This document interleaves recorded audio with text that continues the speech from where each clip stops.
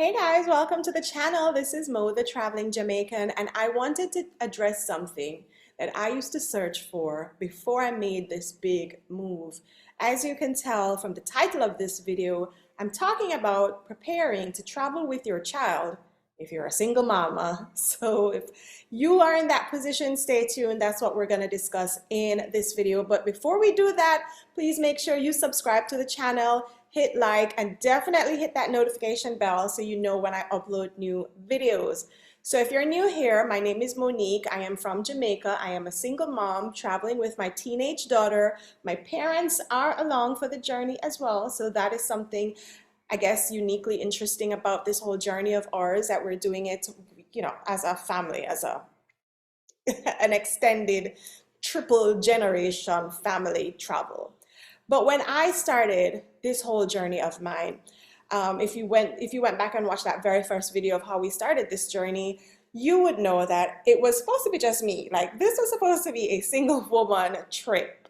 And so my Google searches and YouTube searches definitely started out with me just looking for what countries to travel as a solo female traveler. And that morphed into, okay, I'm taking my daughter along. She's coming with me. And so it morphed into what countries are good to travel solo as a Black woman with a daughter. That is where my searches started. And you know what I found? I found a lot of families doing it.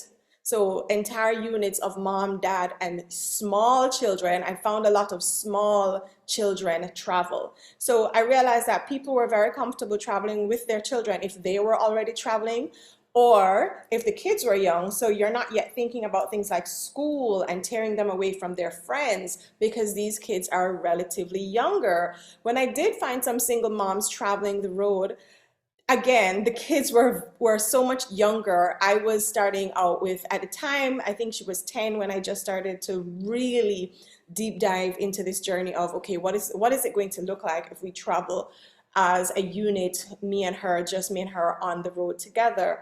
And so I wanted to share with you some of the things that I did to prepare for our journey, so that if you are thinking about this, you know some things to look out for, and some things will ease your mind, because it is scary. It's scary to go out there out of your comfort zone, just you one. Carrying your child with you, it kind of brings a whole other level of anxiety, and so I wanted to ease some of that if that is where you are right now. So one of the first things that I did is start poking around in Facebook groups, and this is a recurring theme in all of my videos, because Facebook groups are a wealth of information, because you're hearing from people on the ground. They've made the journey, they are there on the ground, they've already traversed this path, they know what to expect, what happened, what didn't happen, what they thought was going to be something major that was really something minor, and vice versa.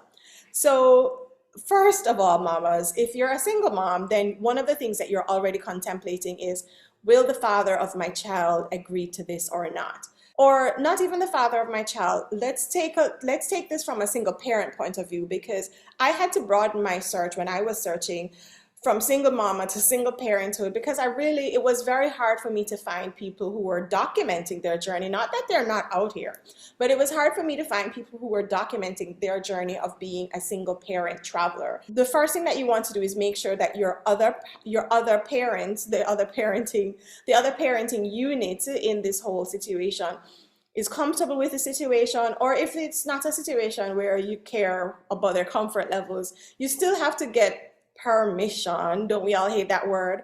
Because at some borders or some airports, they will ask, do you have permission to travel with this child on your own? And so when things were good, I will say on my end, I got that squared away right away. So way back, I think when my child was probably around 6, I had that paper signed, we had it notarized, so that it covers her up until she's 18 and she's an adult. It says that I can travel with my child. I have the permission of the other parent to travel with her alone. And it has, all the information that they say they check for at the border. So all I did was to Google that and see some templates, some other people who were sharing their letters. And I kind of copied and pasted and made one that was unique to our situation. And I wrote it and I took it to the embassy, had it notarized, and boom, we have that letter squared away. You're going to want a passport for your kiddo as well. And so this letter will help you to get that.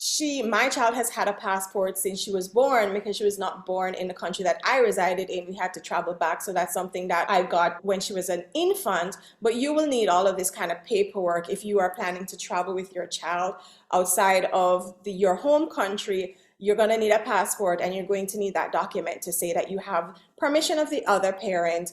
And this, I think you really only need it if the person is listed on the birth certificate as the other parent, and you have to get their permission to travel with them. So get that done, and get that done now. You don't even know if you're going to travel yet. Get it done when things are on good terms. If things gone bad already, well, me no know, me can't help you. I don't know how that part of the story go.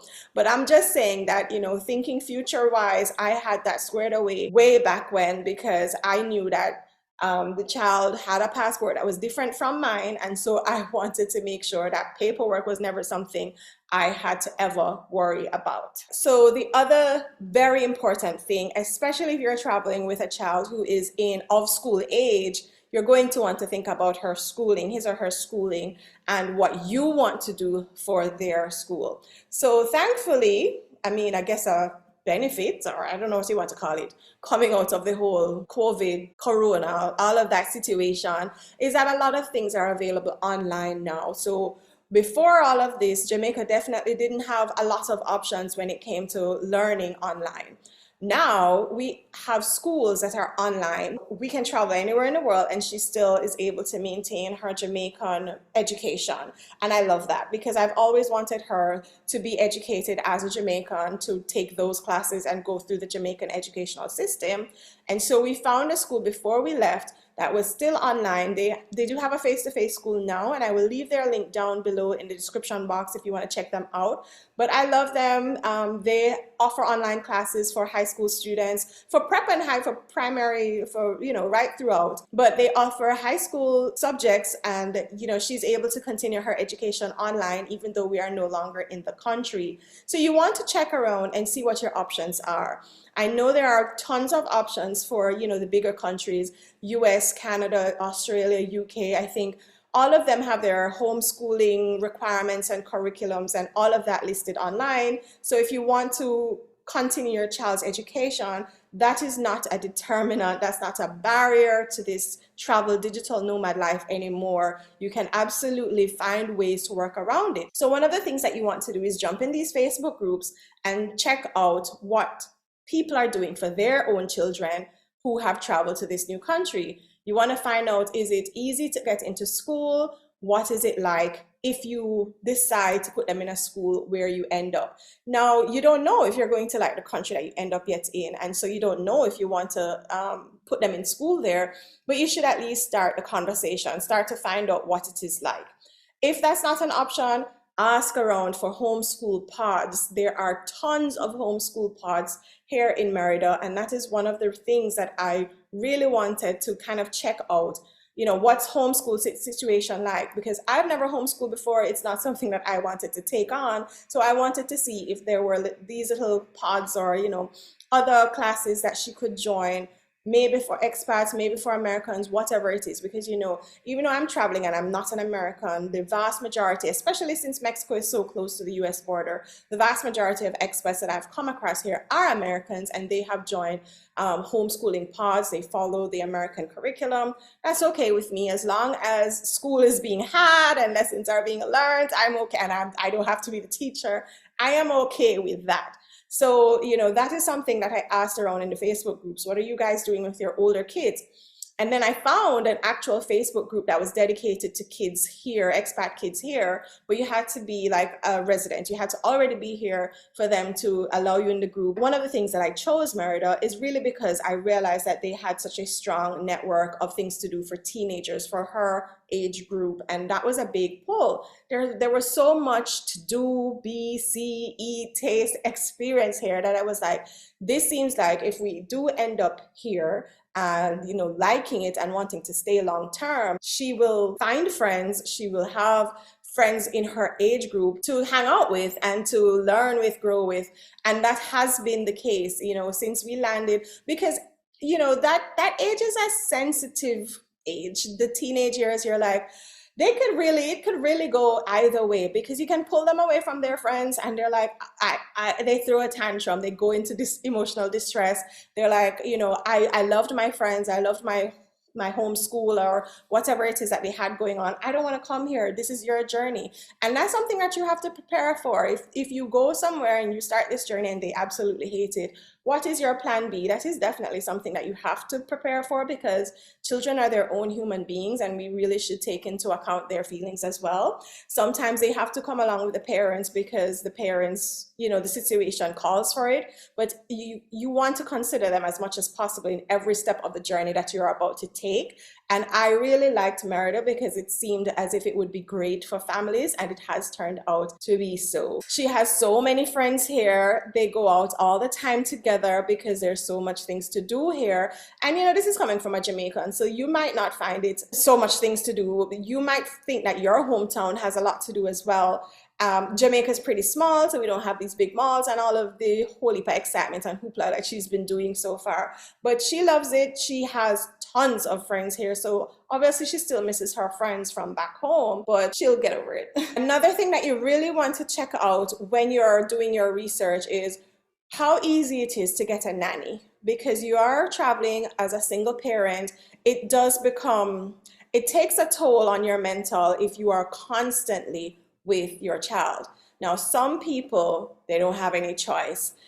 They've been with their child as a primary caregiver from day one, and they do not have the village around them.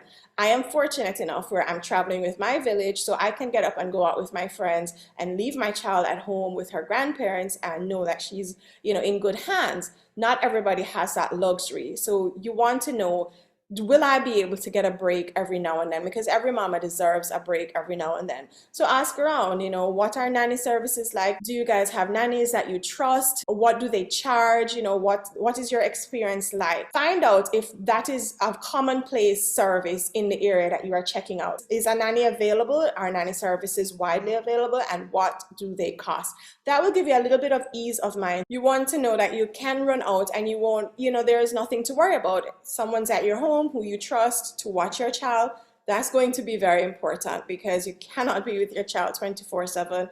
Everybody deserves a break. And sometimes it's not even about a break. Sometimes you really just have to go on the road to deal with some things. Maybe you want to go to the tax office to deal with your residency. Is that where you do? I don't know. But there are some occasions where you want to run out on the road. And eventually, if you do find a place that you want to settle down in, you will find friends. You will make friends with other mamas and, moms we know and we know. And so, other mamas are there for you.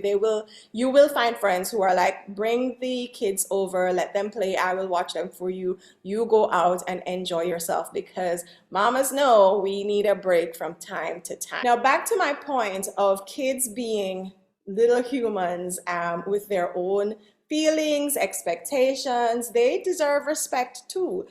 The moment you decide that you're going to make this journey, you have to open up the communication channels, let them know what's going on, involve them every single step of the way. Let them share their ideas with you, let them help you with the research, especially if they're of an older age. But even if they're younger, tell them what's going to happen so that they know what to expect and they feel a part of it and they start to build certain excitement. I definitely shared with my munchkin when she was younger, or when we were just starting out, that we were going to Mexico. She didn't know at the time that we were going to stay for longer than we have been here now, because I didn't know yet. I just knew that I wanted to travel, and this is where we were going to start. And I said to her we were going to Mexico, and she got excited and she went off and started researching her own, what does the cities have to offer and all of that. So it was no big surprise at the end of it, and there were no temper tantrums. I remember around Christmas time, she was like, so are we going back home? She wanted to see her friends for Christmas. And I was like, nope, sorry. But, the conversation had started, and I picked somewhere that I thought she was going to love based on, my research. Are there other kids on the ground? What do they do on a day-to-day basis? And it turns out that the research panned out. I was pretty right. She loves it here. And so even though we didn't get to go back home for Christmas, we had a fabulous time. She absolutely loved it. So make sure you're communicating with your children have that open dialogue with them, because one of the biggest benefits of this journey that you're about to embark on is bonding with your kiddo and, getting to know them on a deeper level. As a single mom or divorced mom, solo mom, I don't know, whatever you want to call it, I've always been her primary caregiver. Whenever we're in the house, it just feels like you're always there with your kid, but you're not always there, having that dialogue, that communication. Because me and my child can be in the house for the entire weekend long, from Friday evening till school on Monday morning, and the most words that we communicate is what you want for breakfast, what you want for dinner, that kind of thing. I'm on my computer working, working, working. She's on TikTok scrolling all day long, doing what God knows what in her room. So, sometimes it can feel like you're home, but you're not home. You're there together, but you're not there together. This journey kind of forces you to go out, have fun, explore, learn about each other, get to know each other on a really deeper level. So that is one of the benefits of this. So open up that communication channel even before the journey so everybody knows what to expect, and get ready for the ride of your life. It's worth it. It is fun, trust me. And I think finally, one of the things that I really want to drive home is be prepared for them hating it and what happens at that point. Because if your child hates it and you're out here trying to live your best life, that is going to ruin the experience for you too. What is your backup plan? If she hates it, if he hates it, are you going to go back home? Are you going to send them home and you continue on a solo journey? You have to really give this some thought. What is it going to take for you to pull the plug and say, okay, let's try something else? Is it a whole new country? Maybe you guys will like somewhere else together. You have to really kind of think of all of the what ifs and have some kind of plan. I have seen parents who have pulled the plug early or I have seen some parents who have said, like, they have multiple children. Some are still back in the country that they're from and they have some on the road with them, because you will have a time where the child might be like, I want to go home, and they're adamant and they're serious about this. Be prepared to say, like, okay, I will send you back and you go stay with mommy, granny, uncle, daddy, somebody. Give them the autonomy over themselves to be like, you go do what's best for you. I brought you on the road, you hate it, that's okay. I love it still. I'm out here living my best life. They're humans too. Give them that choice. If it is possible, because I understand the single mom thing, it's not always possible to be like, okay, here, bye, go. You gotta have your babies with you some of the times, but think of all of the scenarios that can happen and try to have like some kind of backup plan preparing for that. Whatever your thoughts are about this journey right now, I can see that you're starting because you're watching this video and you've started your research.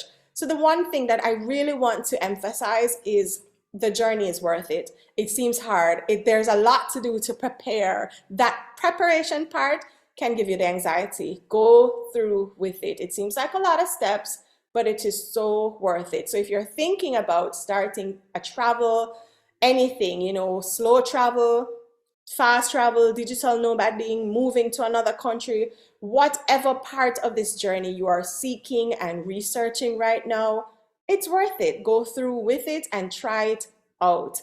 I am here for you because I remember what it was like when I was researching. So if you have any questions at all, please leave them down in the comment section below and I will try my best to answer based on my experience. I hope this was helpful or reassuring. It kind of helped push you forward in your journey a little bit. This has been Mo, the Traveling Jamaican. I will see you in the next video. But if you are coming to Merida, Mexico, definitely leave a comment below and look me up. I am down for all the mama meetings for sure.